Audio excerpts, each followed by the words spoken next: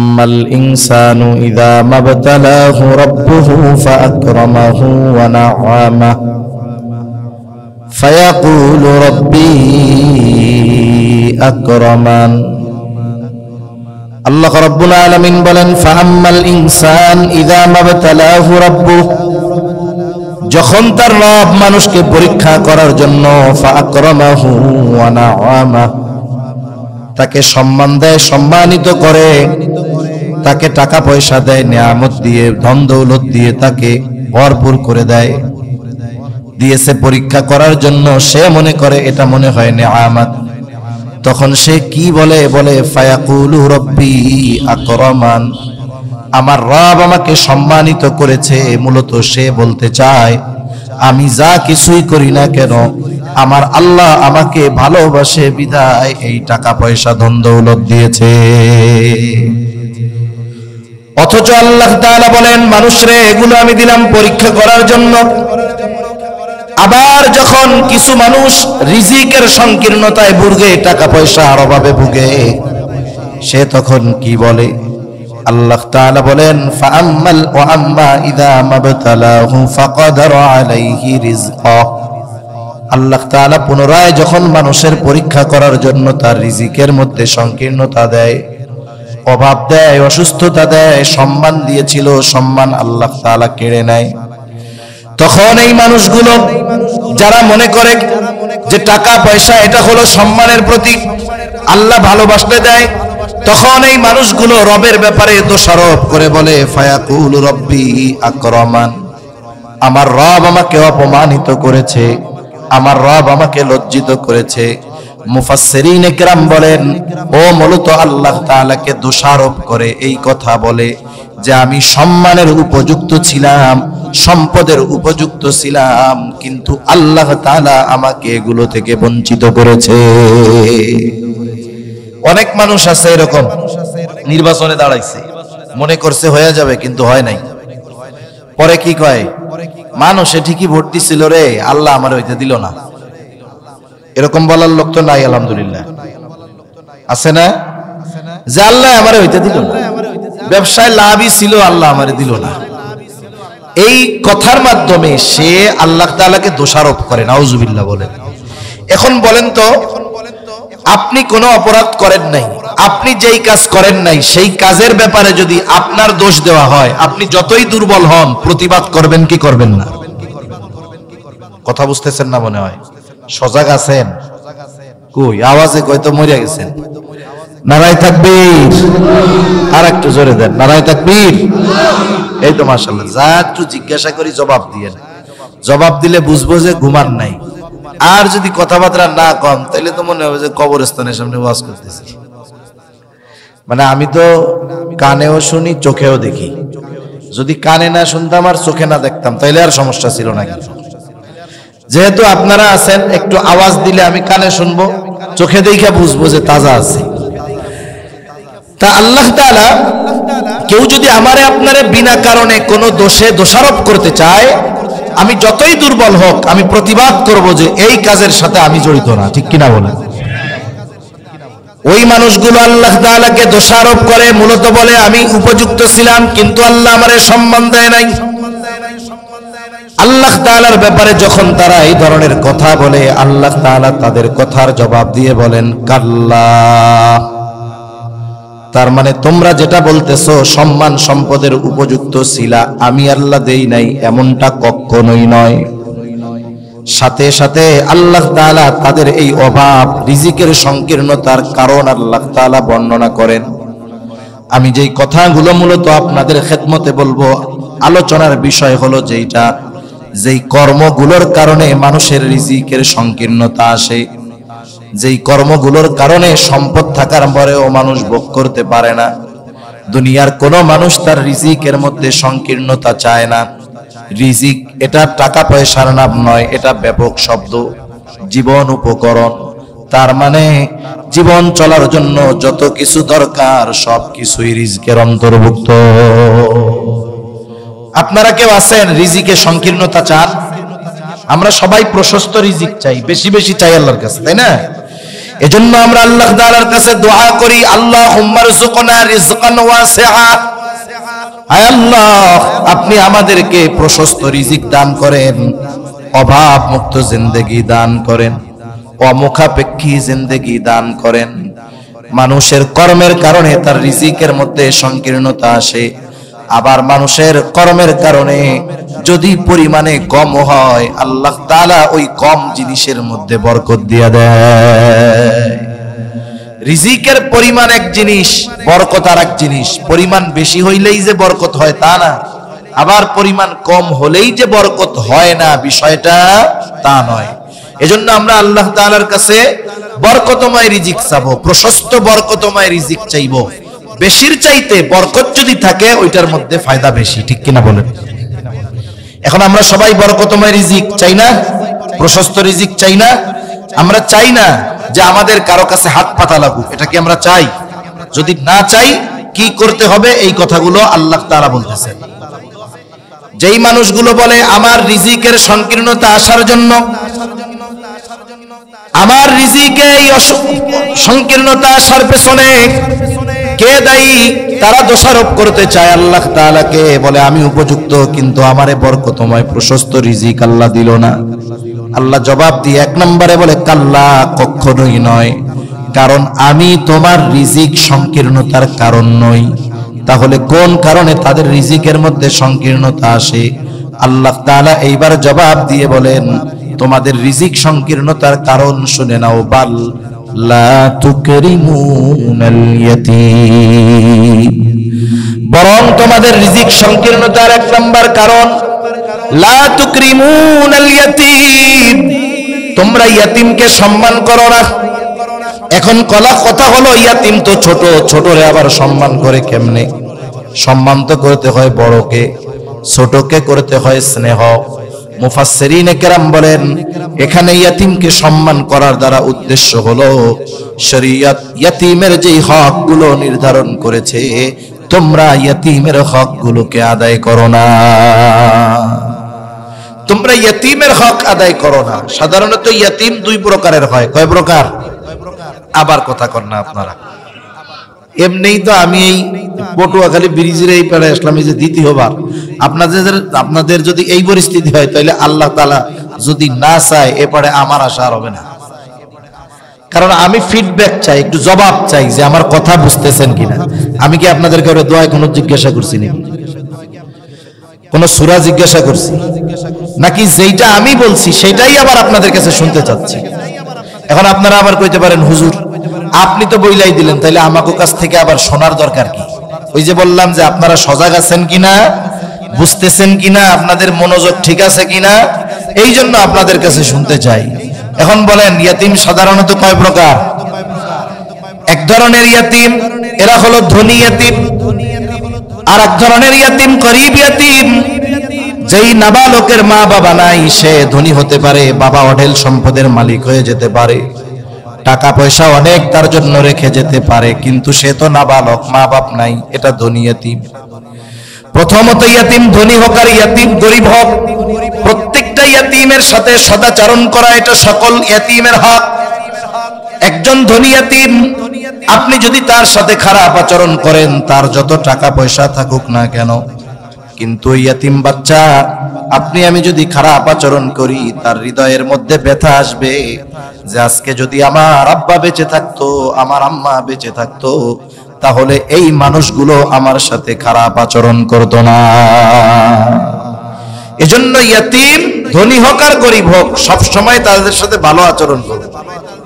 গরীব হইলেও ভালো আচরণ করব, কারণ ইয়াতিমের সাথে ভালো আচরণের দ্বারা আল্লাহ রাব্বুল আলামিন দিলকে নরম বানায় দেয়। এক সাহাবী নবীজির কাছে আসছে, এসে বলে ইয়া রাসূলুল্লাহ আমার দিলটা বড় কঠোর, মনটা বড় শক্ত, আপনি আমার একটা আমল শিখায় দেন যে আমল করলে আমার হৃদয়টা নরম হয়ে যাবে। নবীজি বললেন ওয়ামসাহ রাসাল ইয়াতীম ওয়া আত'ইমিল মিসকিন, তুমি ইয়াতীমের মাথায় হাত বুলায় দাও আর মিসকিনকে খানা খাওয়াও, আল্লাহ তাআলা তোমার কঠিন হৃদয়টাকে নরম বানায় দিবে। একজন সাহাবী আয়েশা নবীজির কাছে বলতেছে আমার দিল শক্ত। আর আমাদের দিলের অবস্থা কি? আমাদের দিল পাথরের চাইতে বেশি শক্ত হয়ে গেছে। আমাদের দিলের মধ্যে আল্লাহর ভয় নাই, আল্লাহর জন্য কান্না নাই, গুনার জন্য কোনো পরিতাপ নাই, অনুশোচনা নাই। দিল আমাদের কঠোর হয়ে গেছে, গুনাহ করতে করতে কালা কুচকুচে হয়ে গেছে। ঠিক কিনা বলেন? এই যে আমাদের মতো দেশ, 6 ঋতুর দেশ, এই 6 ঋতুর দেশে 40 ডিগ্রি গরম পড়বে, এটা কল্পনাও করতে পারিনি। 40 ডিগ্রি 42 ডিগ্রি গরম পড়বে আরবে মরুভূমির মধ্যে, আমরা এটা শুনতাম। কিন্তু আজকেও আমাদের দেশে নাকি চুয়াডাঙ্গায় 42 ডিগ্রি গরম পড়ছে। বুঝেন কি অবস্থা? কেন হয়? কেন বৃষ্টি হয় না? কেন এই রৌদ্রের উত্তাপ, খরতাপ কেন? বলে মানুষ যখন পাপে জড়ায় যায়। এক হাদিসের মধ্যে আসছে, যখন মানুষ যাকাত দিতে অস্বীকৃতি জ্ঞাপন করে, যাকাত দেয় না, সম্পদ হইছে যাকাত দেয় না, আল্লাহ তাআলা তখন বৃষ্টি দেয় না। বৃষ্টি যখন দেবে না, যথাসময়ে যখন বৃষ্টি হবে না, তখন কি হবে? ফসলের জন্য বৃষ্টি যখন দরকার তখন হয় নাই, যখন দরকার নাই তখন যদি হয়, ফসলের অবস্থা কি হবে? খারাপ হয়ে যাবে না? এজন্য এগুলো আমাদের পাপের ফসল। আর পাপ কেন হয়? বলে দিল শক্ত হয়ে গেছে, আল্লাহর ভয় নাই। তাহলে ইয়তীমের মাথায় হাত বুলায় দাও, মিসকিনকে খানা খাওয়াও, আল্লাহ তাআলা তোমার কঠিন দিলটাকে নরম বানায় দিবে। সেই জন্য প্রথমত ইয়তীমের হক হলো, ইয়তীম ধনী হোক আর গরিব হোক, ইয়তীমের সাথে সদাচরণ করা।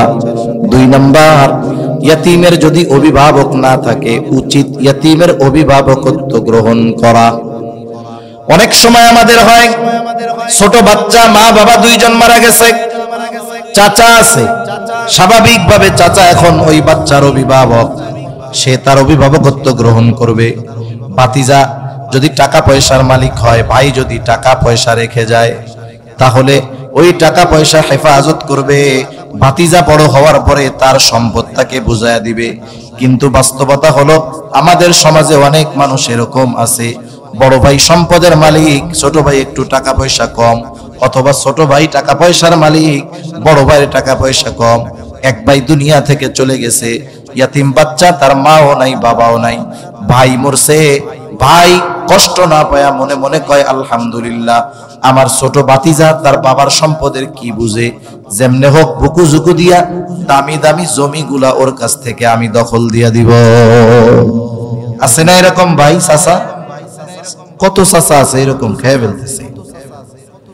অথচ উচিত ছিল ইয়তীমের সম্পদগুলো রক্ষণাবেক্ষণ করা, বরং উল্টা নিজে ইয়তীমের অভিভাবকত্ব গ্রহণ করা। যদি কোনো সুযোগ হয়, কারো যদি সুযোগ থাকে, ইয়তীমের অভিভাবকত্ব গ্রহণ করবেন। আমাদের দেশগুলোতে অনেক মাদ্রাসা আছে, মাদ্রাসাগুলোর মধ্যে ইয়তীম আছে না নাই? আপনি ঘরে 5 জন লোক খান, 5 জনের থেকে এক মুঠ খানা উঠাইলে আরেকজনের খাবার হয়ে যায় কি যায় না? আরে একটা ইয়তীম রে ঘরে রাখেন, লাভটা কি হবে? নবীজি সাল্লাল্লাহু আলাইহি ওয়াসাল্লাম বলেন, যেই ঘরে ইয়তীম আছে আর ওই ইয়তীমের সাথে ভালো আচরণ করা হয়, ওই ঘর কতই না উত্তম ঘর। আর যেই ঘরে একজন ইয়তীম আছে, ইয়তীমের সাথে খারাপ আচরণ করা হয়, নবীজি বলেন ওই ঘর কতই না নিকৃষ্ট ঘর। বুজুর্গানে দিন উলামায়ে কেরাম বলেন, যেই ঘরে ইয়তীম আছে আর ইয়তীমের সাথে ভালো ব্যবহার করা হয়, আল্লাহ তাআলা ওই ঘরকে রহমত এবং বরকত দিয়া ভরপুর করে দেয়। আর ইয়তীম আছে খারাপ আচরণ করে, বলে ওই ঘর থেকে আল্লাহ তাআলা রহমত বরকত উঠায় নিয়ে যায়। এজন্য নবীজি এক হাদিসের মধ্যে বলেন, আনা ওয়া কাফিলুল ইয়তীম কাহাতাইনি ফিল জান্নাহ, আমি আর ইয়তীম জান্নাতের মধ্যে পাশাপাশি অবস্থান করব। এই কথা বলে নবীজি এই 2টা আঙ্গুল ইশারা দিয়ে দেখায় দিয়া বলেন, এই 2টা আঙ্গুল যেমন পাশাপাশি অবস্থানরত, নবী বলেন আমি আর ইয়তীমের অভিভাবক জান্নাতের মধ্যে ওই রকম পাশাপাশি অবস্থান করব। এজন্য যদি সুযোগ হয়, মাদ্রাসার ইয়তীমেরটা খাওয়াইলেন, অসুবিধা কি? আত্মীয় স্বজনের মধ্যে যদি কোনো ইয়তীম থাকে দরিদ্র, নিজের বাড়িতে এনে খাওয়াইলেন, পড়াইলেন, অসুবিধা কোথায়? যদি আপনি পরিপূর্ণ না পারেন, মাদ্রাসায় যদি ইয়তীম থাকে, দেয়া হুজুরে কোন যে হুজুর আমি তো একটার খরচ পুরা চালাইতে পারবো না, এই ইয়তীমের যত লুঙ্গি লাগে সারা বছর আমি দিব, 2-3টা লুঙ্গি লাগবে, এর যা কাপড় লাগবে আমি দিব, অথবা এর বা জুতা লাগবে, যা জুতা লাগে আমি দিব, এর তেল পানি যা লাগে আমি দিব। ইয়াতিমের কোন একটা অংশের খরচ বহন করে হলেও আপনি ইয়াতিমের অভিভাবক হয়ে যান, অসুবিধা আছে কোনো তাতে? যেমন আল্লাহর রাসূল সাল্লাল্লাহু আলাইহি ওয়াসাল্লাম বলেন, মান বানা লিল্লাহি মাসজিদা বানাল্লাহু লাহু বাইতান ফিল জান্নাহ, যে এক মসজিদ বানাইলো আল্লাহ তাআলা তার জন্য জান্নাতে ঘর বানাবে। এই হাদিসের ফজিলত মনে কইরা যদি আমরা প্রত্যেকে এক একটা মসজিদ বানাই, তাহলে ইমাম পাওয়া যাইব, মুয়াজ্জিন পাওয়া যাইব, আরে মুসল্লি পাওয়া যাবে নাকি? তার মানে উদ্দেশ্যটা কি? উদ্দেশ্য হলো যে মসজিদ বানানোর কাজে যে অংশগ্রহণ করবে আল্লাহ তাআলা তার জন্য জান্নাতে ঘর বানাবে। সুবহানাল্লাহ।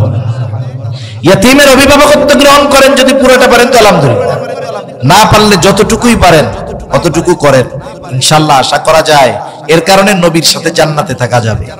সাহাবায়ে কেরাম নবীজির সাথে জান্নাতে থাকতে পারা এটাকে সবচাইতে বড় নেয়ামত মনে করতেন। হযরত আনাস রাদিয়াল্লাহু তাআলা আনহু থেকে বর্ণিত হাদিস, কষ্ট হইতেছে আপনাদের? তিনি বলেন, একদিন এক গ্রাম্য সাহাবী, গ্রাম্য ব্যক্তি নবীজির কাছে এসে প্রশ্ন করতেছে, ইয়া রাসূলুল্লাহি মাতাস-সাআহ, হে আল্লাহর রাসূল কিয়ামত কখন হবে? লোকটার প্রশ্নের ভাব ছিল এইরকম, সে কিয়ামতের জন্য প্রস্তুত কিন্তু কিয়ামত আসতেছে না। নবীজি তাকে পাল্টা প্রশ্ন করলেন, মা আদাত্তা লাহা, কিয়ামতের জন্য তুমি কি পাথেয় সংগ্রহ করছো? এইবার ওই ব্যক্তি বলে, আমি আল্লাহ এবং তার রাসূলকে ভালোবাসি। নবীজিও জবাব দিলেন, আল মারউ মা'a মান আহাব্বা, যে যাকে ভালোবাসে তার সাথে জান্নাতের মধ্যে অবস্থান করবে, তার সাথে থাকবে। দেখেন প্রশ্ন ছিল কি, জবাব হইল কি?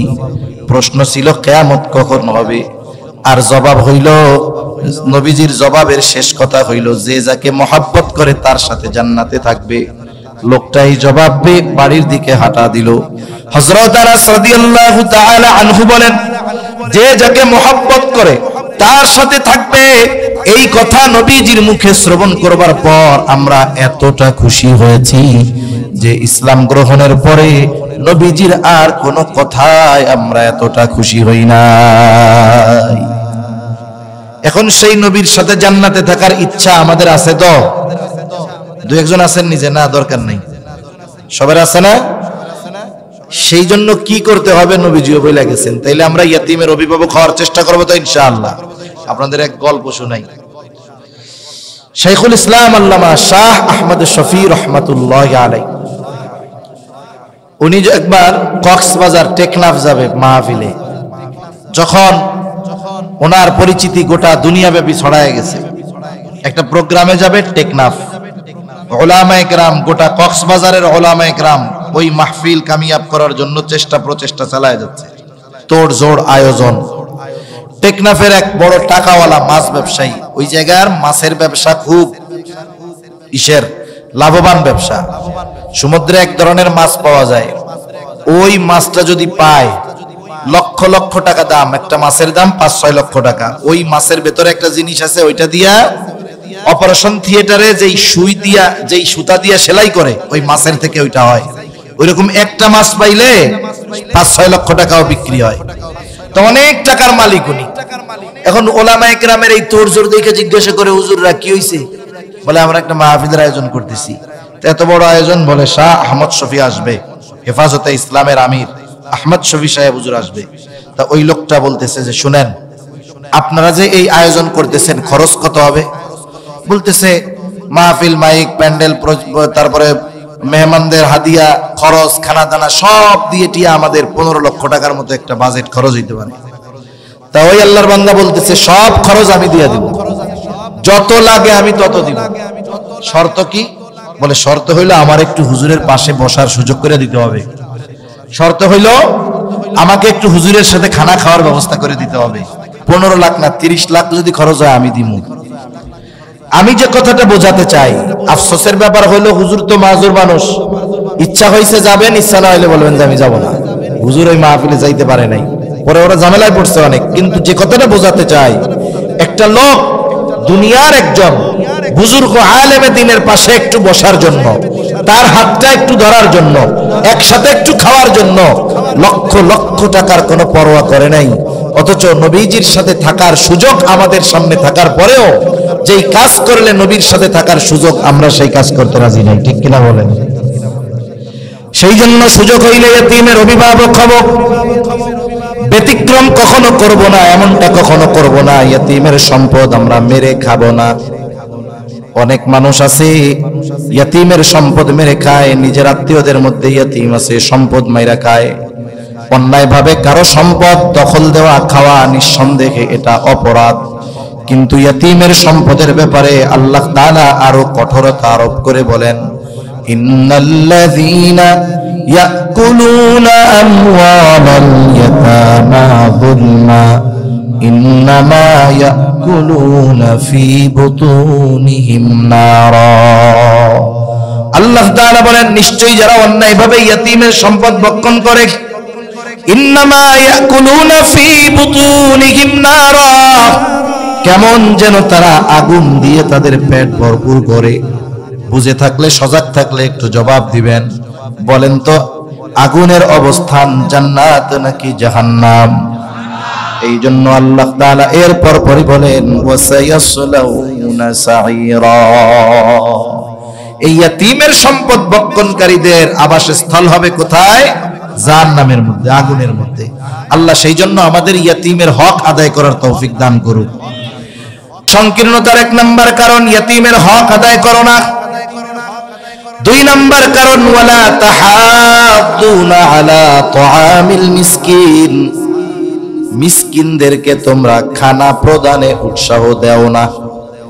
এমনটা আল্লাহ বলেন নাই যে খানা দাও না, বরং খানা প্রদানে অপরকে উৎসাহ দাও না। কেন এই কথা বললেন? আল্লাহ তাআলা এইখানে দুইটা বিষয়ের দ্বিতীয় বিষয়টাকে উল্লেখ করেছেন।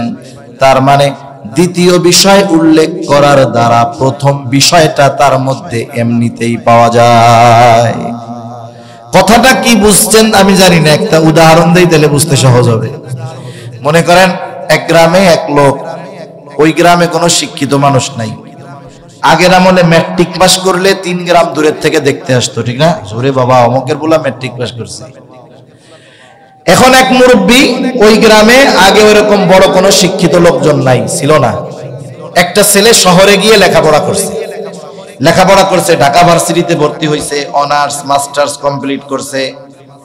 এরপরে সে বিসিএস ক্যাডারও হয়ে গেছে, বড় চাকরি পাইছে। গ্রামে যখন আসছে, আশেপাশের লোকজন সব দেখতে আসছে যে আমাদের গ্রামের সবচাইতে বড় শিক্ষিত মানুষ। সবাই তো আসছে, দেখে চলে গেছে। এক মুরব্বী বসে রয়েছে। কোন মুরব্বী? যেই মুরব্বী জানে ম্যাট্রিক পাস করলে এটা বড় শিক্ষিত। এখন সবাই চলে যাওয়ার পরে মুরব্বী ছেলেটারে জিজ্ঞাসা করে, বাবা শুনলাম তুমি অনেক বড় শিক্ষিত মানুষ, তা তুমি কি পাস করছো? বলে আমি মাস্টার্স পাস করছি, বিসিএস ক্যাডার হয়েছি। এখন মুরব্বী জিজ্ঞাসা করতেছে, বাবা রে তুমি মাস্টার্স পাস করছো বুঝলাম, কিন্তু তুমি কি ম্যাট্রিক পাস করছিলে আব্বা? এখন আমারে কন্দ, যেই বেটা ম্যাট্রিক পাস করে নাই ও কি আইয়া পরীক্ষা দিতে পারবে? তার মানে কেউ যদি বলে আমি এমএ পাস, মাস্টার্স কমপ্লিট, বুঝতে হবে অনার্স শেষ করছে, এইচএসসি শেষ করছে, এসএসসি শেষ করছে, নাইলে সে অনার্স মাস্টার্স করতে পারতো না।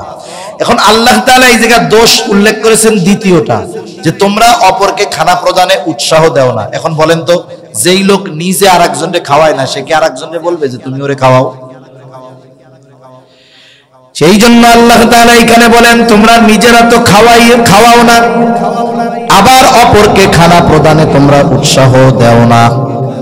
মিসকিনদের খানা খাওয়ানো বড় ফজিলতের কাজ। নবীজির কাছে এক ব্যক্তি আসছে, এসে জিজ্ঞাসা করে, আইয়ুল ইসলামে খাইর, ইসলামের মধ্যে সর্বোত্তম আমল কোনটা, সর্বোত্তম কাজ কোনটা? নবীজি ছিলেন উম্মতের রুহানি ডাক্তার। আমরা যেমন হক্কানি পীর মাশায়েখের কাছে যাই জ্বর সারাইতে না, মাথা ব্যথা দূর করতে না, কলবের কিছু রোগ আছে এই রোগ দূর করার জন্য। দেখবেন বুজুর্গ পীর মাশায়েখগণ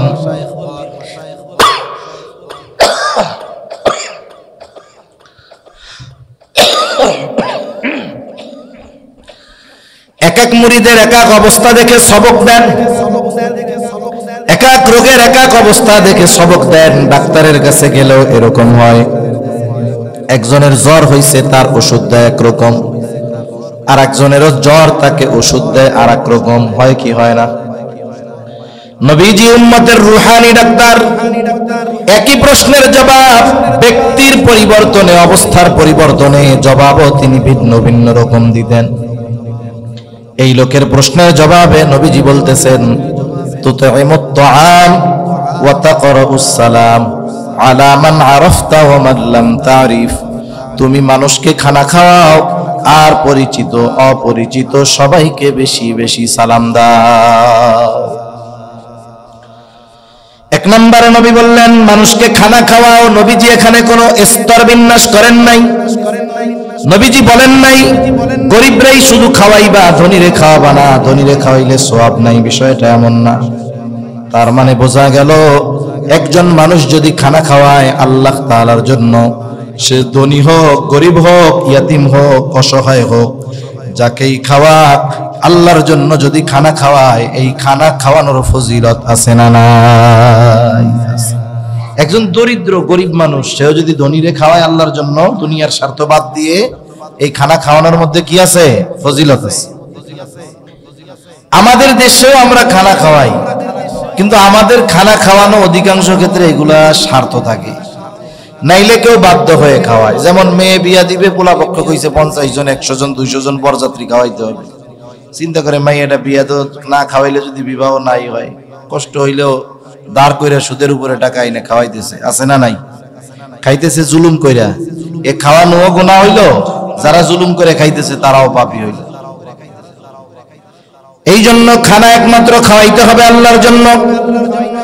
প্রতিদানের আশায়, বিনিময়ের আশায় খানা খাওয়ানো যাবে না। আত্মীয় স্বজনকে দাওয়াত দিয়ে খানা খাওয়াইয়া টাকার জন্য টেবিল পাতা যাবে না। এই রোগ আপনাদের এইদিকে আছে নাকি? কি যে এক বিপদ, সব জায়গায় এই অবস্থা। কি দাওয়াতও দেয়, খাওয়াইয়া আবার টাকা পয়সার লেগে টেবিল পাইতে বসে থাকে। এটা লজ্জার বিষয়। ও না কয়ে সরাসরি কোন যে মাইয়া বিয়া দিমু, পোলা বিয়া দিমু, যাবেন কষ্ট কইরা খাওয়ান, খাইয়া তো 1000 টাকার কম দিবেন না, নে থাক 500 দিলেই হবে না। এই করেন। খাওয়ানোর পরে কেন আপনি টেবিল পাতেন? আপনি বলতে পারেন যে হুজুর সবাই দেয় তো এই জন্য পাচ্ছে, আপনার পাতার দরকার নাই। যদি কেউ স্বেচ্ছায় দেয়, দেখেন টেবিল না পাইতা কয়জনে দেয়, দেবে? তার মানে বোঝা গেল যারা দেয় অধিকাংশ লজ্জায় দেয়। আবার যেটা দিচ্ছে ওইটা ফর্দ রাইখা দেয়, তালিক ই রাখে। এখন ওই যে যারে দাওয়াত দিছিল সে আইসা খাইয়া দিছে 1000 টাকা, আবার কয় যে দেখছো 1000 টাকা দিছে, একেবারে নাতি পুতা 14 গোষ্ঠী নিয়ে এক টেবিলে 12 জন বসে খাইছে। এইবার ও চিন্তা করে ঠকামু কেমনে, মাইয়া মাইয়ার ঘরের নাতি এই কয়ে টয়ে 15 জন নিয়ে ওই বাড়ি যায় খাইতে, বদলা উঠাইতে হবে। এই জন্য সেই জন্য এখনের দাওয়াত, আগে মানুষ দাওয়াত না দিলে বেজার হইতো। আমাদের মুরব্বীদেরও দেখছি মুখ এরকম ফুলে রয়েছে রাগে। কি হয়েছে দাদি? কয় আমার এক মানে ভাইয়ের বেটির বিয়ে আমারে দাওয়াত দেয়নি। এখন দাদি যদি আমার হয়, দাদির ভাইয়ের যদি কোনো মেয়ে ছেলে থাকে আমি তো চিনবো, তাই না? আরে আপনার কোন ভাইয়ের মাইয়া বিয়া হইলো দাওয়াত দিল না? কয় আমার চাচাতো ভাইয়ের, খালাতো ভাইয়ের, মামাতো ভাইয়ের, ফুফাতো ভাইয়ের, ওই যে পরিচিত এক ভাই আছে ওই ভাইয়ের মাইয়া। মানে 15-16 জোড়া দেওয়ার পরে ভাইয়ের বেটি, বুঝতে পারছেন? আর এখন তো আপন ভাইয়ের বেটির বিয়াই দাওয়াত দেয় না, খোঁজ নাই। আগে মানুষ দাওয়াত না দিলে কষ্ট পাইতো, আর এখন যদি কেউ দাওয়াত দেয় টেনশনে পড়ে যায়। বাসায় এসে কয় কি বিপদে পড়ছি, শীতের কাল, বেতন যা পাই সপ্তাহে একটা বিয়ের দাওয়াত, খাইয়া কি 1000 টাকার কম দেওয়া যায়? বিয়া দাওয়াত দিলে আরো টেনশন বেশি না এখন?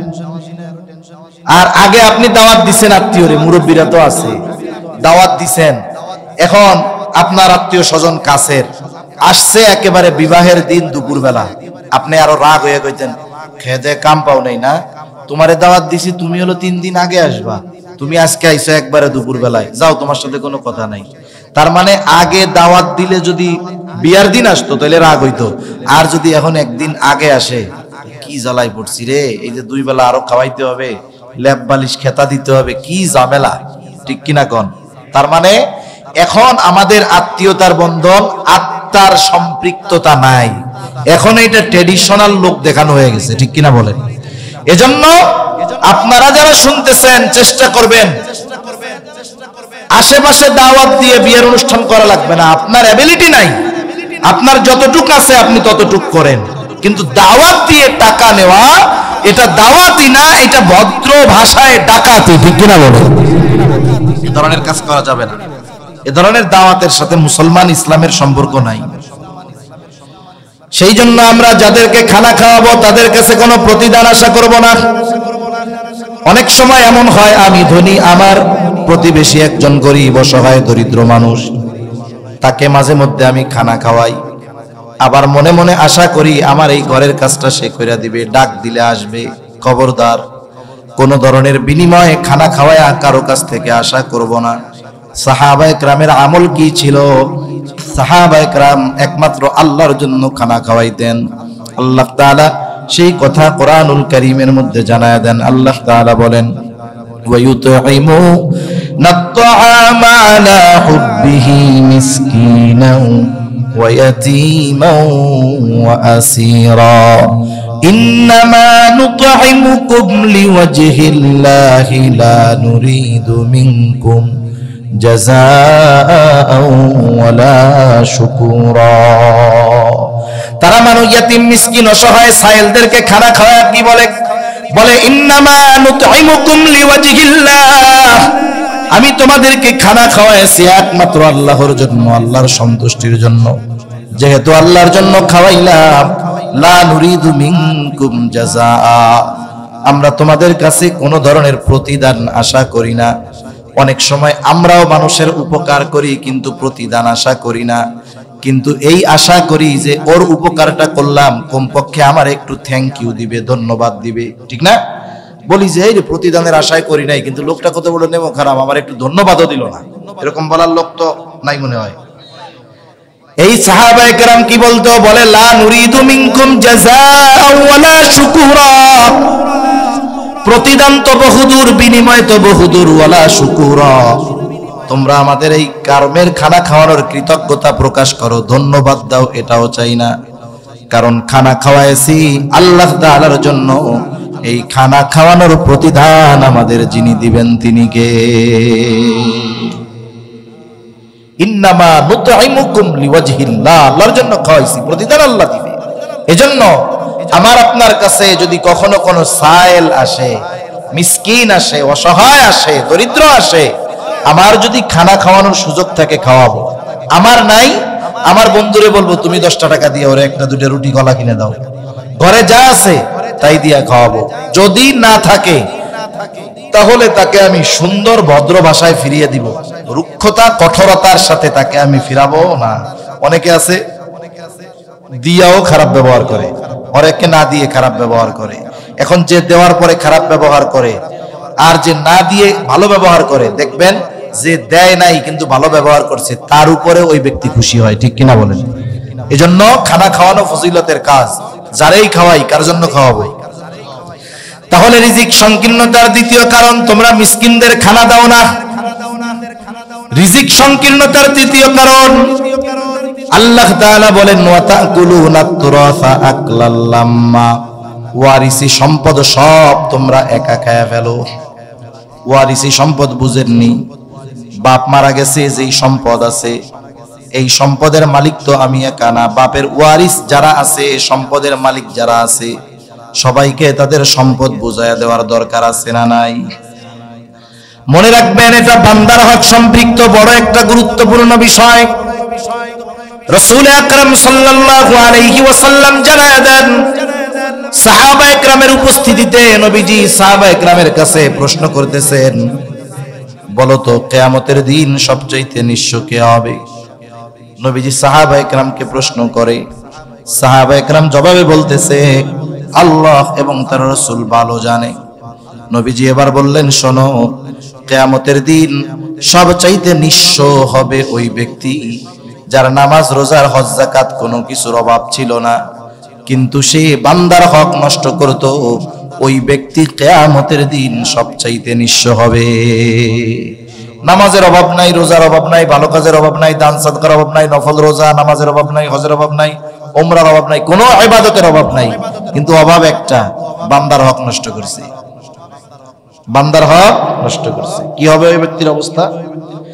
নবীজি বলেন ওই ব্যক্তি পাহাড় পরিমাণ নেক নিয়ে কিয়ামতের ময়দানে উঠবে।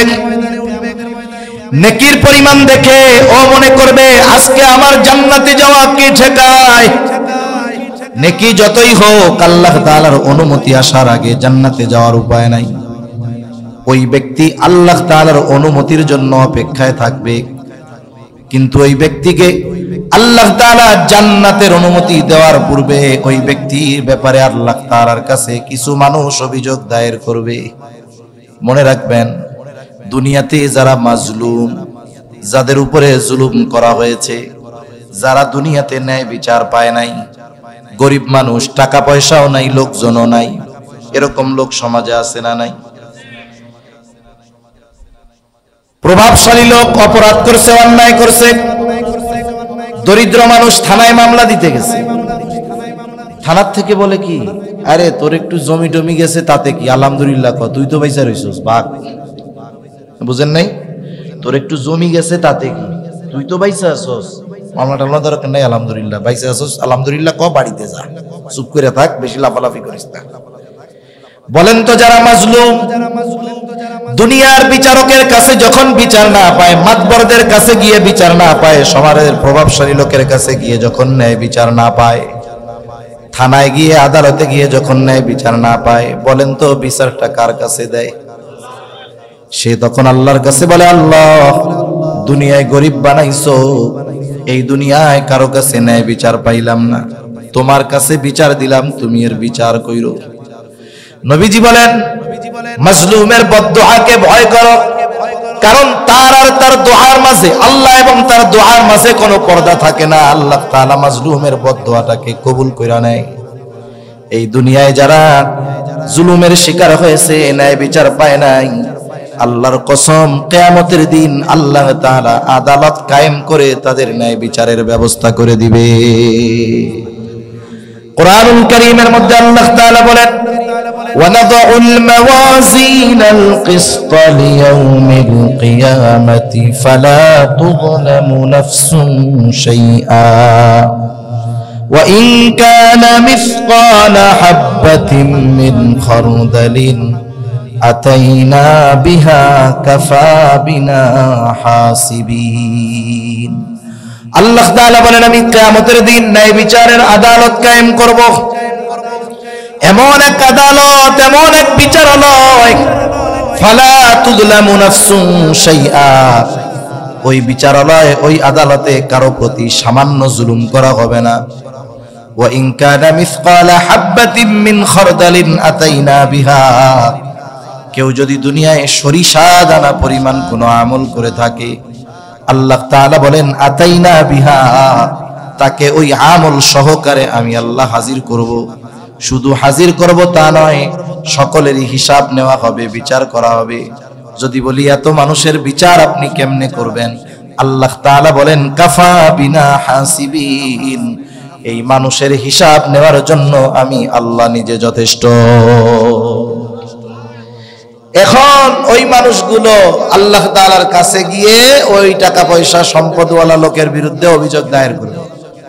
ওইখানে জিডি করতে কিন্তু আবার টাকা লাগবে না, দুনিয়ায় জিডি করতেও টাকা লাগে, ওইখানে গিয়ে জিডি করতে টাকা লাগবে না। আল্লাহর কাছে বলবে, আল্লাহ এই লোককে জান্নাতে যাওয়ার অনুমতি দেওয়ার পূর্বে এই ব্যক্তির ব্যাপারে আপনার কাছে আমাদের কিছু অভিযোগ আছে।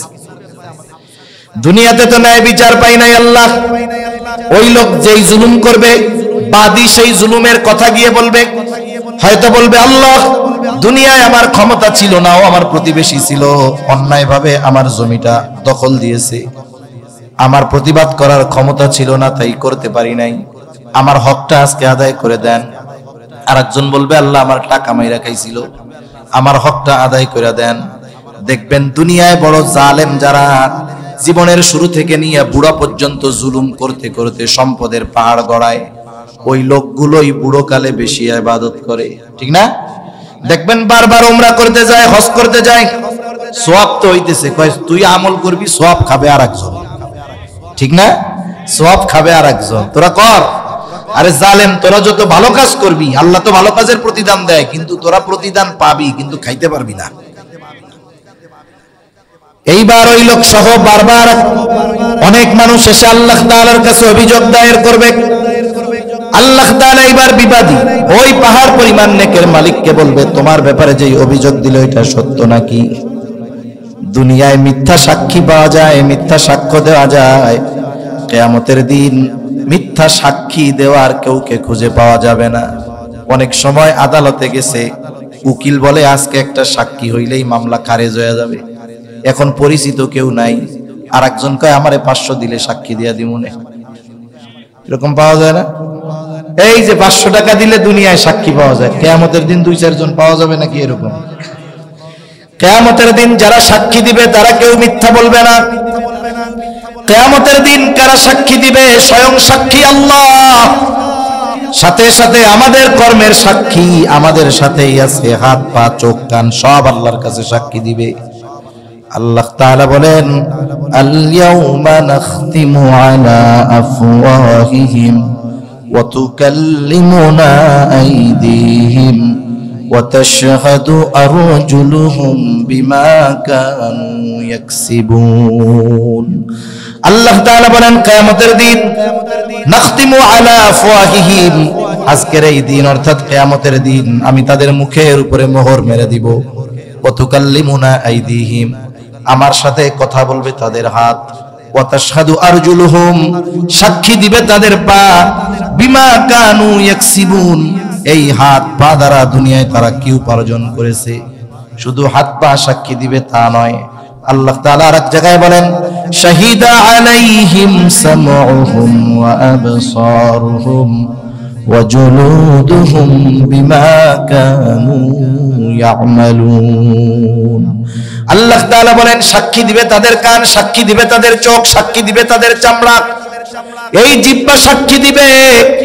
যেই মানুষ যার বিরুদ্ধে তার হাত পা চোখ কান সাক্ষী দিবে, সে অবাক হয়ে যাবে, কিরে দুনিয়ায় হাতরেই তো মজা দেওয়ার জন্য গুনাহ করছি, চোখরেই তো মজা দেওয়ার জন্য গুনাহ করেছি, এরা তো দুনিয়ায় কোনোদিন কথা কইতে পারে নাই, গুনার থেকে বাঁচতে বলে নাই। এইবার লোকটা প্রশ্ন করবে, ক্বালু লিজুলুদিহিম লিমা শাহিদতুম আলাইনা, কিরে চামড়া তোমরা আমার বিরুদ্ধে সাক্ষী দাও কেন, আমাদের বিরুদ্ধে সাক্ষী দাও কেন? মূলত বলতে চায় তোমরা আজকে কেমনে কথা বলতে পারো আর আমাদের বিরুদ্ধে সাক্ষী দাও। এইবার অঙ্গ প্রত্যঙ্গ গুলো জবাবে বলবে, ক্বালু আনতাকানাল্লাহ, আজকে আমাদের তোমাদের বিপক্ষে সাক্ষী দেওয়ার জন্য কথা বলার ক্ষমতা যিনি দিয়েছেন তিনি কে? একটু চিন্তা কইরা কাম কাজ কইরেন যে ওই জায়গায় 500 টাকা দিয়ে সাক্ষী তো পাওয়াই যাবে না, বরং আমি যেই অঙ্গ দিয়ে কর্ম সম্পাদন করেছি ওই অঙ্গই আল্লাহর কাছে আমার কর্মের ব্যাপারে বলে দিবে। সর্বোপরি কথা হলো লোকটা স্বীকার করবে, হ্যাঁ আল্লাহ দুনিয়ায় ওর জমি খাইছিলাম। লোকটা বলবে, আল্লাহ এত দুনিয়া না, দুনিয়া না, দুনিয়া যদি হইতো 1 শতক জমি দখল দিছি 100 শতক দিয়া দিতাম। বাদীও বলবে, আল্লাহ এত দুনিয়া না, দুনিয়ায় ওর সম্পদ দরকার ছিল, আমার কাছ থেকে জোর কইরা সম্পদ দখল দিছে। আজকে তো আমার সম্পদের দরকার নাই, জমির দরকার নাই, আজকে আমার যেটা দরকার সেইটা ওর কাছে আছে। আয় আল্লাহ ওর থেকে নেকি দিয়া আমার হকটা আদায় করে দেওয়া হোক। এইবার আল্লাহ তাআলা বলবেন, দাও নেকি দিয়া তার হক আদায় করো। এইবার এক একজন অভিযোগকারী আসবে আর নেকি দিয়া হক আদায় করতে থাকবে। একটা সময় পাহাড় পরিমাণ নেকের মালিকের নেক শেষ হয়ে যাবে, অভিযোগকারীর সিরিয়াল বড় লম্বা। এইবার আল্লাহ তাআলার কাছে বলবে, আল্লাহ অন্যান্যদের হক আদায় করতে গিয়ে আমার সব নেকি শেষ, আমার তো আর কোনো নেকি নাই। বাদীরা বলবে, আল্লাহ নেকি নাই তাতে অসুবিধা নাই, আমাদের গুনাহগুলো সে নিয়ে আমাদের হকটা আদায় করে দিক। এইবার অন্যদের গুনাহ নিয়ে তার হক আদায় করা লাগবে। নবীজি বলেন, যেই লোকটা আমল করে পাহাড় পরিমাণ নেকের মালিক হয়েছিল, শুধুমাত্র মানুষের হক নষ্ট করার কারণে ওই লোকটা পাহাড় পরিমাণ গুনার মালিক হয়ে যাবে। নবীজি বলেন, ওই ব্যক্তির মতো নিঃস্ব ব্যক্তি কিয়ামতের ময়দানে আর কেউ হবে না।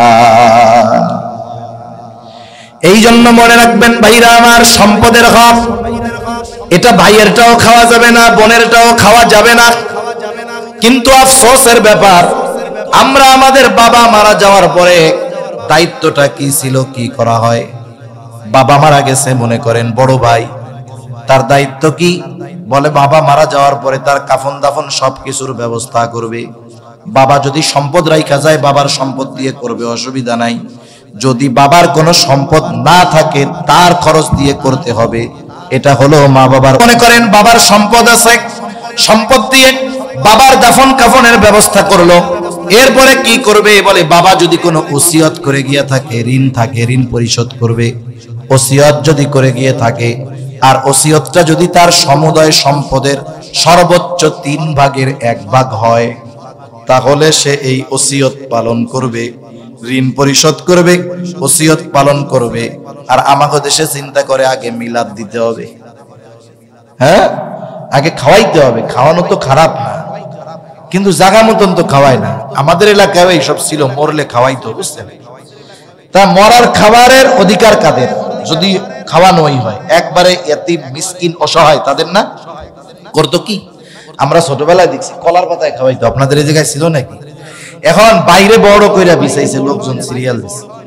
বাহিরে যারা খাইতে বসতে গরিব মানুষ, আর ঘরের মধ্যে হলো আর এক গ্রুপ। ঘরের মধ্যে তেলালা গ্রুপ, যাদের তেল আছে ওদের খাওয়াবে। এখন বাইরে যারা খাইতে বসতো, ওরা মাসে একবার গোশত পায় না। এখন তরকারি শর্ট, বাড়ির থেকেই কয় এই চামচ বাড়ি দিয়ে চালাই দেয়। আপনাদের এদিক মনে এরকম নাই? ওই যে গরিব মানুষ যে বছরে একবার গোশত চোখে দেখে না, ও যদি কয় ভাই একটু গোশত দেন, যা দিছে তাই দিয়ে খায়। অথচ যদি খাওয়ানোই হয়, ওই খাওয়ানোর হক ছিল তার, ঠিক কিনা বলেন? ওই খাবার হক ছিল তার। ঘরের মধ্যে কারে খাওয়াবে? আমার মতো মোটা দেহওয়ালা হুজুর আছে, বড় রাজনৈতিক কর্মী আছে, নেতা আছে, 15-20 জন আছে, ড্যাগ একটা ধরে নিয়ে বলবে ভাই খান খান, ভাই পারলে সঙ্গ দিয়া ওই মই দিয়া পাতিলের মধ্যে নাইমা গোশত খান, ভাই খান খান। তাহলে মূলত হলো এই খাওয়াইতে গিয়াও হক নষ্ট করা হয়। একজন মানুষ মারা গেলে যদি খাওয়াইতেই হয়, এমন মানুষদের খাওয়াতে হবে যারা একেবারে অসহায়, দরিদ্র, গরিব, খাইতে পারে না। তাদেরকে আদর করে ঘরে ডাক দিয়ে বসাবেন, পাতিল সামনে দিয়ে বলবেন যত খাইতে মন চাই খাও, ঠিক কিনা বলেন? কিন্তু এই খাওয়ানো তো হয় না। এই জন্য এই ধরনের খাওয়ানোতে সওয়াবের চাইতে গুনাহ বেশি হয়ে যায়। গরিবরে যখন খাওয়াবেন পেট ভইরা, ও খাওয়ার পরে যদি একটু নুন বেশিও হয়, গোশত যদি একটু কমও সিজে, তাইলে ও কিছু বলবে না, ও দোয়া করবে। কিন্তু আমার মতো মৌলবি ডেলি যে খায়, এরা যদি খাওয়ান একটু খারাপ হইলে পাশে কি যে রানছে, দুধ একেবারে বুড়ো গরু মনে একটা আনছে, দাঁত দিয়ে তো এটারে সোলাই যায় না, কি গোশত আনছে সেজেই নাই। আবার যদি বিরিয়ানি খাওয়ান, বলবে দেখ কত বড় সালাক, দাওয়াতও দিছে, বিরিয়ানির মধ্যে আবার ধুমছে গোলাপ জল দিছে যেন না খাইতে পারি। তার মানে বোঝা গেল কি, যারা খাওয়ায় অভ্যস্ত, এদেরকে খাওয়াইলে এরা খাওয়ার বদনাম কয় বেশি। এই জন্য খানা খাওয়াবেন, এটা ভালো কাজ, কিন্তু যাদের খাওয়াইলে উপকার হবে তাদের খাওয়াইতে হবে, ঠিক কিনা বলেন? এরপরে আপনি ওসিয়ত পালন করলেন, ঋণ পরিশোধ করলেন। আপনি বড় ভাই, মনে করেন আপনি বড় ভাই, কি দায়িত্ব? এইবার ওয়ারিসরা আপনার বাবার রেখে যাওয়া সম্পদের মধ্যে যার যতটুকু হক ততটুকু তাদেরকে দিয়ে দিতে হবে। কারণ আমরা অনেক সময় মনে করি বন্টন করার দরকার নাই, ভাগাভাগি হইলেই তো লস। এই জন্য নিজে খাওয়ার ধান্দায় চুপ করে বসে থাকি, কোনো কথা বলি না, চুপ করে থাকি। অথচ দেখেন বাবার সম্পদে ভাইয়ের যেমন হক, বোনের তেমন হক আছে না নাই? আল্লাহ তাআলা এই হক বন্টন করে দিয়েছেন। আল্লাহ তাআলা বলেন ইউসিকুমুল্লাহু ফি আওলাদিকুম লিযযাকারি মিসলু হাযযিল উনসায়াইন। একটু খেয়াল দিয়ে শুনবেন আল্লাহ তাআলা কি বলতেছেন। আল্লাহ তাআলা বলেন ইউসিকুমুল্লাহ, আল্লাহ তাআলা তোমাদেরকে ওসিয়ত করতেছেন। আল্লাহ তাআলা যেটা ওসিয়ত করেন এটা চূড়ান্ত সিদ্ধান্ত হিসাবে বিবেচিত হয়। আমাদের দেশে জজ কোর্ট থেকে যদি কোনো রায় দেয়, বলেন তো এই রায়ের বিরুদ্ধে হাইকোর্টে আপিল করা যায় কি যায় না? হাইকোর্ট থেকে রায় দিল, আপিল করা যায়।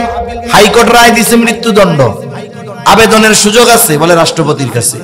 আমরা দেখছি এদেশে বড় বড় খুনিদেরকেও হাইকোর্ট মৃত্যুদণ্ড দিয়েছে, কিন্তু যখন রাষ্ট্রপতির কাছে আবেদন করেছে, রাষ্ট্রপতি তাকে বেকসুর খালাস দিয়া দিছে।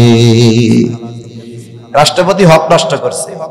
কারণ অপরাধ যাদের সাথে হয়েছে, এই খুনিকে ততক্ষণ পর্যন্ত রাষ্ট্রপ্রধানের মাফ করার ক্ষমতা নাই যতক্ষণ ওই মাজলুম বাদীর আত্মীয় স্বজন তাকে ক্ষমা না করবে। কথা বুঝতে পারছেন? যারা যেই সব রাষ্ট্রপতি এইরকম নিজের দলের লোক অপরাধ করার পরেও সুপ্রিম কোর্টের রায়কে ডিনাই করে মাফ করে দিছে, এরা কিয়ামতের দিন আসামির কাঠগড়ায় দাঁড়াবে, কোনো ছাড় নাই। এই দুনিয়ায় পাওয়ার আছে, আমরা দুর্বল, কিছু কইতে পারি না, শুধু মনে মনে যা কওয়ার কই। কিন্তু ওই দিন টের পাবা মজা কাকে বলে। আল্লাহ তাআলা বলেন চূড়ান্ত ফয়সালা তোমাদের সন্তানদের ব্যাপারে কি ফয়সালা বলে, লিযযাকারি মিসলু হাযযিল উনসায়াইন। সোজা কথা হলো, দুই কন্যা যতটুকু সম্পদ পাবে একটা ছেলে ততটুকু সম্পদ পাবে। মেয়ের 2 গুণ পাবে ছেলে, ছেলের অর্ধেক পাবে মেয়ে। যে কথা বোঝানোর জন্য বললাম, মূল কথা হলো বাবার রেখে যাওয়া সম্পদের মধ্যে ছেলেরও যেমন হক আছে মেয়েরও তেমন হক আছে না নাই? আছে। এইবার বাবা মারা গেছে, সব কিছু কমপ্লিট, বোন 2টা বিবাহ হয়ে গেছে, শ্বশুর বাড়িতে আছে, ভালো আছে। ভাইও মনে মনে চিন্তা করে, যাক ভালোই তো, সম্পদ ভাগটাক করলাম না, ভালোই তো খাইতেছি, পুকুরের মাছ, জমির ধান, গাছের কাঁঠাল, কি মজা খাইতে। বোনরাও টাকা পয়সাওয়ালা, কিছু কয় না। আমের সিজনে মামা বাড়ি আইসা বেড়ায়া বাইকনা বাগনি দুধ আম কলা খায়া চইলা যায়। যাওয়ার সময় ব্যাগেও কিছু দিয়া দেয়, আবার বলে আগামী বছর কিন্তু আবার আসবা। মামাও দাওয়াত দেয়, মামিও দাওয়াত দেয়। এইভাবে পার হয়ে গেছে 15 বছর। 2 বোনেরও সময় তো সবার একরকম যায় না। একটু অভাবে পড়ছে, কষ্টে পড়ছে, কষ্টে পড়ুক আর না পড়ুক, এইবার 2 বোন মিলে আলোচনা করছে ভাইয়ের কাছ থেকে আমাদের সম্পদগুলো বুঝে নিতে আসতে হবে। এইবার 2 বোন আসে ভাইকে বলে, ভাই বাবা মারা গেছে 15 বছর হলো, বাবার এই অঢেল সম্পদ আমরা 2 বোন কখনো তোমার কাছে কিছু জিজ্ঞাসা করতে আসি নাই, চাইতেও আসি নাই। যেহেতু হক আমাদেরও আছে ভাই, 15 বছর জমির ফসল খাইছো, কোনো দাবি নাই, গাছের ফল খাইছো, কোনো দাবি নাই, পুকুরের মাছ খাইছো, কোনো দাবি নাই, সব দাবি ছাইড়া দিলাম। এখন থেকে যদি আমাদের সম্পদ তুমি ভক্ষণ করতে চাও, হয়তো ন্যায্য মূল্য দিয়ে কিনে নিবা, অথবা আমাদের সম্পদ আমাদের 2 বোনকে বুঝাইয়া দিবা। এই কথা শোনার সাথে সাথেই ভাই লাভ দিয়া কয়, আলহামদুলিল্লাহ তোরা আমারে বাঁচাইয়া দিতাছস। এরকম কয় নাকি? এরকম কয়।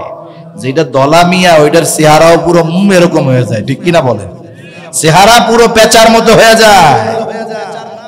এইবার কি কয়, সম্পদ তো নিতে আসস নাই, সম্পর্কটারে শেষ করতে আইসস। তাইলে আমি কই, তুমি তাইলে এতদিন সম্পদের কারণে সম্পর্ক রাখছো, সম্পদের লোভেই সম্পর্ক রাখছো। সম্পর্ক ভালো, বোন ভাগ্নিকে ভালোবাসো, বোঝা যাইতো তখন সম্পদ দিয়ে দেওয়ার পরে যদি ভালোবাসো, ঠিক কিনা বলেন? উপায় তো নাই, দিয়ে তো দিতেই হবে, ঠিক কিনা? এখন বলেন, আমাদের সমাজে এই ধরনের ভাই আলহামদুলিল্লাহ আমাদের এলাকায় থাকলেও আপনাদের এলাকায় আলহামদুলিল্লাহ মনে হয় নাই। এরকম নামাজি হাজি হক্কানি পীরের মুরিদ বোনেরটা মাইরা খাইতেছে, বলেন আছে না নাই? সে কি সম্পর্ক শেষ করতে আসছে না তার হক নিতে আসছে? আপনি তার হক বুঝাইয়া দিতে পিছপা হন কেন? কারণ বোঝা গেল যে আপনি এই সম্পদ অন্যায়ভাবে ভোগ করতে চান, দখল দিয়ে খাইতে চান, ঠিক কিনা বলেন? মনে রাখেন, পরিস্থিতি কার মতো হবে, যতই জিকির করেন সোয়াব ওই বোন ভাগ্নিরা খাবে। আপনি শুধু জিকিরই করবেন, আপনি শুধু তাসবিহ জপবেন, নামাজ পড়বেন, রোজা রাখবেন, নফল ইবাদত করবেন, যত কিছুই করেন না কেন, হক যদি কারো ভক্ষণ করেন, কিয়ামতের দিন বাঁচার কোনো উপায়।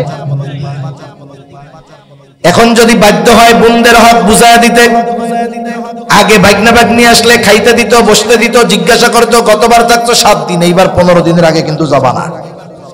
কিন্তু যখন সম্পদ বুঝা নিয়ে যায়, বোন যদি আসে আগে কয় আইসো কে, সব তো নিয়েই গেছে।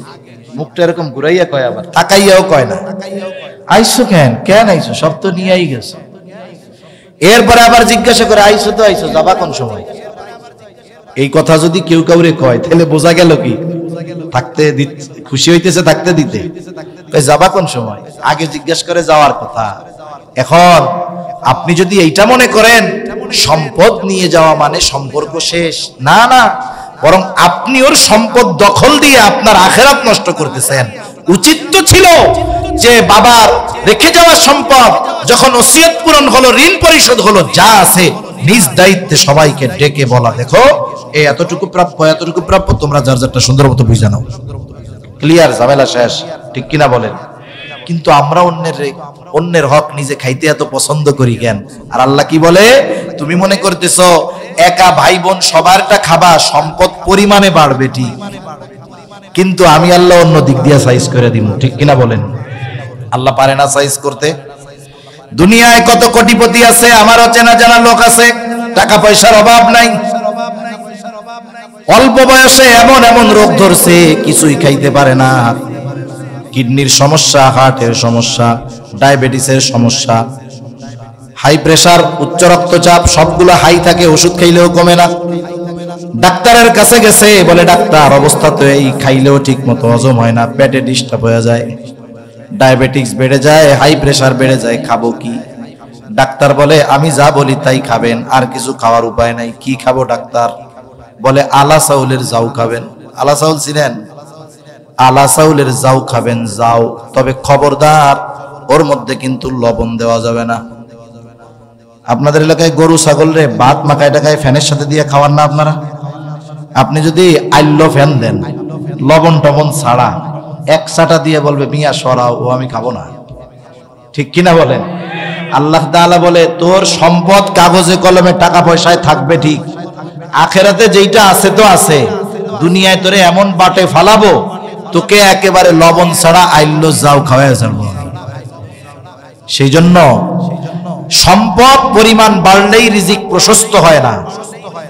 আল্লাহ তাআলা ৩ নাম্বার কারণ রিজিক সংকীর্ণতার এই কথাই বলেন যে ওয়াতাকুলুনাত তুরাসা আকলাল লাম্মা, তোমরা ওয়ারিসি সম্পদ সব একা খেয়ে ফেলো। এজন্য অনুরোধ থাকবে আপনাদের কাছে, এই দুনিয়াতে আমরা মানুষেরটা একটু কম খাবো, আমার কাছে এতটুক পায় আমি একটু বাড়ায়া দিব, দুনিয়ায় একটু ছাড় দিলাম, একটু কম খাইলাম। আমি যদি দুনিয়ায় কোনো মানুষের ছাড় দেই, আখেরাতে আল্লাহ ছাড় দিবেন কি দিবেন না? মনে রাখবেন অধিকাংশ ক্ষেত্রে এমনটাই হয়। আমাদের বোনদেরকে সম্পদ বঞ্চিত করা হয়, ফুফুদেরকে সম্পদ বঞ্চিত করা হয়। খবরদার, এমনটা কখনোই করা যাবে না। যদি কারো মালিকানায় অন্য কারো সম্পদ থাকে, সেটা বোন হোক, ভাই হোক, ফুফু হোক, খালা হোক, যে হয় হোক, আপনি সেটা ফিরাইয়া দেন, আপনি এই ত্যাগটা স্বীকার করেন, আল্লাহ তাআলা দেখবেন অল্প সম্পদের মধ্যে বেশি বরকত দিয়া দিবে। আলোচনা আর লম্বা নয়, শেষ। আল্লাহ তাআলা এরপরে বলেন 3টা কারণ রিজিক সংকীর্ণতার বলা হলো। 1 নাম্বার ইয়াতীমদেরকে তাদের হক আদায় না করা, মিসকিনদের খানা না দেওয়া, ওয়ারিসি সম্পদ হকদারদের মাঝে ফিরায়া না দেওয়া, এগুলোই মূলত রিজিক সংকীর্ণতার কারণ। 4 নম্বর ব্যাপারে 4 নম্বর আল্লাহ তাআলা বলেন ওয়া তুহিব্বুনাল মালা হুব্বান জাম্মা। আর কি বলে? অতিরিক্ত মালের মহব্বত। মুফাসসিরিনে কেরাম বলেন এখানে উদ্দেশ্য এটাও হতে পারে যে মানুষ যে দুনিয়ায় যত অপরাধ করে, দুনিয়ায় মানুষ যত অপরাধ করে, সব অপরাধের পেছনে আপনি দুনিয়ার মহব্বত খুঁজে পাবেন, দুনিয়ার মহব্বত খুঁজে পাওয়া যাবে। একজন সুদ খায়, ঘুষ খায়, আখেরাতের জন্য খায় না দুনিয়ার জন্য খায়? আর একজনের মাথা ফাটাইয়া নিজে চেয়ারম্যান মেম্বার হইতে চায়, আখেরাতের জন্য না দুনিয়ার জন্য? তাহলে বোঝা গেল সব অপরাধের পেছনে দুনিয়ার মহব্বত জড়িত আছে। এজন্য নবী বলেন হুব্বুদ দুনিয়া রাসু কুল্লি খাতিয়া, দুনিয়ার মহব্বত হলো সকল গুনাহের মূল। এই যে অপরাধগুলোর কথা বলা হলো, যে মানুষের রিজিক সংকীর্ণতা কেন আসে, 3টা কারণ বর্ণনা করার পরে কেমন যেন আল্লাহ তাআলা বলতেছেন আসলে দুনিয়ার মহব্বতই ওর রিজিক সংকীর্ণতার কারণ। এজন্য দেখবেন যারা কোটি কোটি টাকার মালিক, বুড়াকালেও সম্পদ উপার্জন করে, এরা জীবনেও সম্পদ খাইয়া যাইতে পারে না, এরা শুধু উপার্জনই করে, খায় ও গোপলা পান। ঠিক কিনা বলেন? এজন্য দুনিয়াতে আমরা উপার্জন করব হালাল, বান্দার হক গুলো আদায় করব, আল্লাহর হক আদায় করব, দুনিয়ায় ছাড় দিব, কম খাবো, আখেরাতে আল্লাহ তাআলা আগে আগে জান্নাতে যাওয়ার ব্যবস্থা করবে। ঠিক কিনা বলেন? সেজন্য সর্বশেষ কথা হলো এইটা, আল্লাহ তাআলা সূরাতুল ফজরের এই আয়াতগুলোর মধ্যে জানিয়ে দিয়েছেন বান্দা আমি আল্লাহ রিজিক দেহও পরীক্ষা করার জন্য, রিজিকের সংকীর্ণতা দেহও পরীক্ষা করার জন্য। তবে রিজিক সংকীর্ণতার কিছু কারণ দুনিয়ায় তোমাদের মধ্যে পাওয়া যায়। এর মধ্যে অন্যতম কারণ কি? তোমরা ইয়াতিমদেরকে সম্মান করো না, তথা ইয়াতিমদের হক আদায় করো না। এজন্য আমরা ইয়াতিমদেরকে স্নেহ করব, ভালোবাসবো, হক আদায় করব, যদি পারি তাদের অভিভাবক হব। 2 নাম্বার, মিসকিন অসহায় দরিদ্র যারা আছে তাদেরকে যতটুকু পারি আমার অ্যাবিলিটি যেমন আছে খানা খাওয়াবো। 3 নাম্বার, আমার কাছে যদি কোনো ওয়ারিসের সম্পদ থাকে, বোনের সম্পদ, ভাইয়ের সম্পদ থাক, আমি এগুলো নিজ দায়িত্বে তাদেরকে ফিরাইয়া দিব। আর অন্তরের মধ্যে দুনিয়ার মোহাব্বতের চাইতে আল্লাহর মোহাব্বতকে বেশি অগ্রাধিকার দিব। বলেন ইনশাআল্লাহ। যে অন্তরে আল্লাহর মোহাব্বত, আল্লাহর ভয়, তাকওয়া, ওই অন্তর আমাদেরকে ভালো কাজের দিকে উদ্বুদ্ধ করবে, গুনার কাছ থেকে আমাদেরকে বাঁচায় রাখবে। আল্লাহ সুবহানাহু ওয়া তাআলা আমাদেরকে এই কর্মগুলো যেগুলো করলে রিজিক সংকীর্ণতা হয় এগুলো থেকে বেঁচে থাকার তৌফিক দান করুক। আর এর বিপরীত যদি করি, ইয়াতিমদের স্নেহ করি, মিসকিনদের খানা খাওয়াই, ওয়ারিসি সম্পদ ফিরায় দেই, আল্লাহ তাআলা কেমন যেন বলতেছেন, তাহলে তোমাদের রিজিক যা হয় হোক, অল্প পরিমাণ হলেও আমি ওর মধ্যে কি দিয়ে দিব? বরকত, রিজিকের মধ্যে প্রশস্ততা দিয়ে দিবেন। আল্লাহ সুবহানাহু ওয়া তাআলা আমাদের সবাইকে এই কথাগুলো বুঝবার, আমলের কথাগুলো আমল করবার তৌফিক দান করেন। সকলে বলি আমিন। ওয়া আখিরু দাওয়ানা আনিল হামদুলিল্লাহি রাব্বিল আলামিন। আসসালামু আলাইকুম ওয়া রাহমাতুল্লাহ। আলি মুহাম্মাদিন কামা বারাকতা আলা ইব্রাহিম وعلى آل إبراهيم إنك حميد مجيد. الحمد لله رب العالمين والعاقبة للمتقين والصلاة والسلام على خير خلقه محمد وعلى آله وأصحابه أجمعين. ربنا ظلمنا أنفسنا وإن لم تغفر لنا وترحمنا لنكونن من الخاسرين. ربنا آتنا في الدنيا حسنة وفي الآخرة حسنة وقنا عذاب النار. ربنا لا تزغ قلوبنا بعد إذ هديتنا وهب لنا من لدنك رحمة إنك أنت الوهاب. ودائما الله প্রচন্ড গরমের ভিতরে দীর্ঘ রাত অবধি দিনই আলোচনা করার পর গুনাহ মাখা হাত আমরা তুলে ধরেছি। আল্লাহ, যে যেখান থেকে হাত উঁচু করেছে আমাদের সকলের বিগত জীবনের সব ধরনের গুনাহগুলো আপনি মাফ করে দেন। আল্লাহ, আমাদের আত্মীয় স্বজন যে যেখানে আছে মাফ করে দেন। যারা দুনিয়া ছেড়ে চলে গেছে তাদের মাফ করে কবরগুলো আপনি জান্নাতের টুকরো বানায় দেন। খাস করে আজকের এই মাহফিল আপনি কবুল আর মঞ্জুর করে নেন। আল্লাহ, যে মসজিদের উদ্যোগে মাহফিল, মসজিদ খানা কবুল আর মঞ্জুর করেন। আয় আল্লাহ, খাস করে এই মাহফিল কামিয়াবির জন্য যারা অর্থ দিয়ে, শ্রম দিয়ে, সময় দিয়ে, সৎ পরামর্শ দিয়ে বিভিন্নভাবে সহযোগিতা করেছে, আল্লাহ সকলের ছোট বড় সকল প্রকার সাহায্য সহযোগিতা আপনি কবুল আর মঞ্জুর করে নেন। সকলের মনের অনেক চাওয়া, অনেক আশাগুলো কবুল করেন আল্লাহ। আয় আল্লাহ, খাস করে মাহফিলকে এলাকার হেদায়েতের জরিয়া হিসাবে কবুল করে নেন ইয়া রাব্বাল আলামিন। কিয়ামত পর্যন্ত মাহফিল জারি রাখার জিম্মাদারি আল্লাহ আপনি নিয়ে নেন। যেই মসজিদ খানা কবুল আর মঞ্জুর করে নেন। আয় আল্লাহ, ইমাম, মুয়াজ্জিন, খাদেম, খতিব সহ সকলকে কবুল আর মঞ্জুর করেন। মসজিদের যা প্রয়োজনীয়তা আছে গায়বী খাজানা থেকে ব্যবস্থা করে দেন। আয় আল্লাহ, যারা অসুস্থ আছে সুস্থতা দান করেন আল্লাহ। আপনার এই ঘরের একজন একনিষ্ঠ খাদেম অসুস্থ হয়ে ঘরে আছে, আল্লাহ তাকেও আপনি পরিপূর্ণ সুস্থতা দান করেন, নেক হায়াত দান করেন আল্লাহ। খাস করে আল্লাহ, অনেকে দোয়া চেয়েছে, এক ভাইয়ের দাদি মারা গেছে, দোয়া চেয়েছে, আল্লাহ মাফ করে দেন, কবরকে জান্নাতের টুকরো আপনি বানায়া দেন ইয়া রাব্বাল আলামিন। तमाम দুনিয়ার মুসলমানদের জানমাল হেফাজত করেন আল্লাহ। আয় আল্লাহ, খাস করে ফিলিস্তিনের গাজার মুসলমানদের হেফাজত করেন। আয় আল্লাহ, যারা দুনিয়া ছেড়ে চলে গেছে তাদেরকে শাহাদাতের মর্যাদা দেন। জালেমদের বিরুদ্ধে যারা জিহাদ করতেছে আপনি আসমানি বাহিনী দ্বারা তাদের সাহায্য করেন আল্লাহ। আয় আল্লাহ, যারা আছে এদেরকেও নিরাপদে রাখেন, ভালো রাখেন, সুস্থ রাখেন, ইমানের উপরে অটল অবিচল থাকার তৌফিক আল্লাহ আপনি দিয়ে দেন। আয় আল্লাহ, জালেমগুলোর হেদায়েত দেন, হেদায়াত যদি না থাকে তাদের ব্যাপারে আপনি আসমানি ফয়সালা গ্রহণ করেন। তাম দুনিয়ার মুসলমানদের এক হওয়ার তৌফিক দিয়ে দেন আল্লাহ। আয় আল্লাহ, একে অপরের প্রতি মুহাব্বত ভালোবাসা জাগ্রত করে দেন। আয় আল্লাহ, মিলেমিশে বসবাস করার তৌফিক আল্লাহ আপনি দেন। খাস করে অত্র এলাকার যত মানুষ দুনিয়া ছেড়ে চলে গেছে আল্লাহ, সকলের কবরগুলো জান্নাতের টুকরো বানায় দেন। যেই সমস্ত মুরব্বীরা বেঁচে আছে, সুস্থ দীর্ঘ অনেক হায়াত আপনি দিয়া দেন। খাস করে আমরা যারা হাত উঁচু করেছি আল্লাহ, আমাদের মধ্যে হয়তো অনেকের মা নাই, অনেকের হয়তো বাবা নাই। মা বাবা কত বড় নেয়ামত, যার নাই সে বোঝে মা বাবা কত বড় নেয়ামত।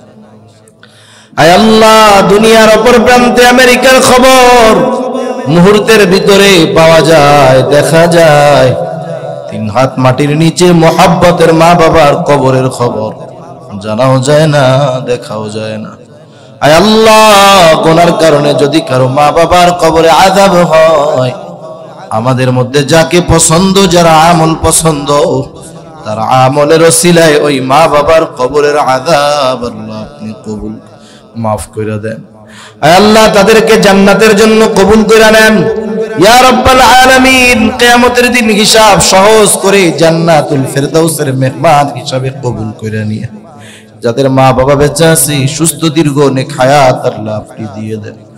আয় আল্লাহ, খাস করে মাওলা মা বোনদেরকে কবুল করে নেন, পর্দা নিশিন বানায় দেন, 5 ওয়াক্ত নামাজ যথাযথভাবে আদায় করার তৌফিক দিয়ে দেন। আমাদের অন্তর আপনার এবং আপনার হাবিবের মোহাব্বত দিয়ে ভরপুর করে দেন। আয় আল্লাহ, আমাদেরকে বরকতময় প্রশস্ত রিজিক দান করেন। আয় আল্লাহ, যেই কর্মগুলো করলে রিজিকে প্রশস্ততা আছে করার তৌফিক দেন, যেগুলোর কারণে রিজিকে সংকীর্ণতা আছে ওগুলো থেকে বেঁচে থাকার তৌফিক আল্লাহ আপনি দিয়ে দেন। বেনামাজিদের নামাজি বানায় দেন, সুন্নাতবিহীন মানুষগুলোকে সুন্নাতওয়ালা বানায় দেন। বেকার যারা আছে উত্তম হালাল কর্মসংস্থানের ব্যবস্থা করে দেন, অভাবীর অভাব দূর করে দেন, ঋণগ্রস্তের ঋণ পরিশোধের তৌফিক আল্লাহ দিয়ে দেন। আয় আল্লাহ, আমাদের সকলকে বারবার মক্কা মদিনা জিয়ারত করার তৌফিক আল্লাহ দিয়ে। কার মনে কি চাওয়া জানি না, সকলের মনের নেক চাওয়া নেক আশাগুলো কবুল আর মঞ্জুর করে নেন। আমাদের স্ত্রী সন্তান আমাদের জন্য চক্ষু শীতলকারী হিসাবে কবুল করেন। লোভ হিংসা অহংকার মুক্ত হৃদয় আল্লাহ আপনি দান করেন ইয়া রাব্বাল আলামিন। আমাদের আগামী প্রজন্মকে হেফাজত করেন আল্লাহ। সকল প্রকার ফিতনা ফাসাদ থেকে আমাদেরকে বেঁচে থাকার তৌফিক দেন, গুনাহ থেকে বেঁচে থাকার তৌফিক ও হিম্মত আল্লাহ আপনি আমাদের দিয়ে দেন। আমাদেরকে সকল প্রকার কল্যাণ দেন, সকল অকল্যাণ থেকে বেঁচে থাকার তৌফিক আল্লাহ আপনি দিয়ে দেন। আল্লাহ, মালাকুল মউত কখন মৃত্যুর পরওয়ানা নিয়ে হাজির হয় বলা যায় না। মালাকুল মউত যখন মৃত্যুর পয়গাম নিয়ে হাজির হবে, আমাদের সকলের জবানে আপনি তাওহীদের কালিমা নসিব করে দিয়েন। رب اجعلني مقيم الصلاة ومن ذريتي ربنا وتقبل دعاء ربنا اغفر لي ولوالدي وللمؤمنين يوم يقوم الحساب ربنا هب لنا من أزواجنا وذرياتنا قرة أعين وجعلنا للمتقين إماما رب ارحمهما كما ربياني صغيرا رب ارحمهما كما ربياني صغيرا وصلى الله تعالى على خير خلقه محمد وعلى آله وأصحابه أجمعين آمين برحمتك يا أرحم الراحمين. سبحان